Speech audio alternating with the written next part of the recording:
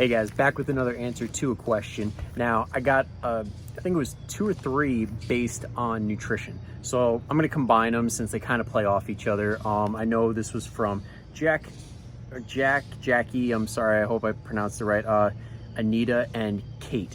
So, Anita, I remember you asked foods to stave off hunger.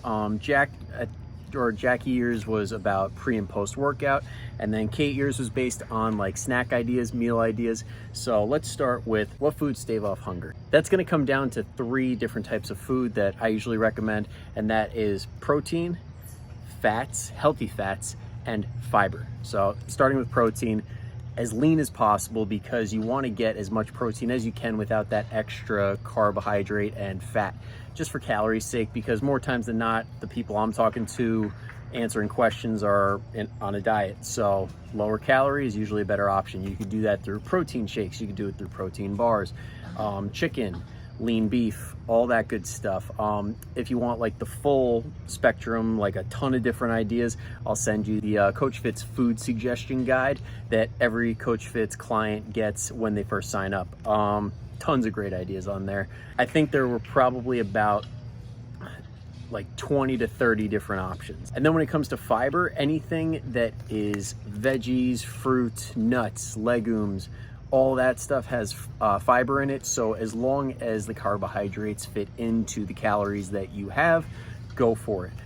Ideally, when it comes to fiber, you want 10 to 12 grams per 1,000 calories that you're consuming. So if you're eating a 2,000 calorie diet, get somewhere between 20 to 24 grams of fiber, and that'll pretty much cover your bases from a health standpoint, but you'll also be crazy full off of that. And then when we're talking healthy fats, more times than not, that's gonna be like fatty fish, olive oil, avocados, nuts, all that stuff. Really good, but it's very calorie dense. So again, got to be careful with that. And then when it comes to pre and post workouts, that really depends on how much time you got, because when we're talking about these foods that really fill you up, they do take a long time to digest.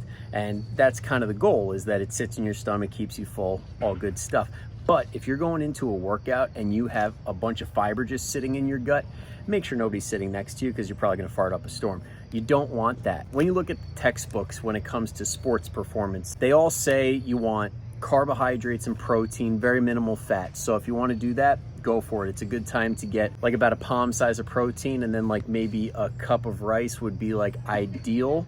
And then you'd work the rest of the day around that. And then it's pretty much the same exact thing for post-workout, because you want that fuel before and after to fuel the muscles that are going to fuel it during the workout. And then it's the same concept for when you're done. You want to replenish those stores as quickly as possible so your body can get going on that recovery process. So again, those protein sources like a shake or some chicken, the really lean ones, are ideal. And then when it comes to snacks, anything that fits the categories of what I just talked about is all fair game.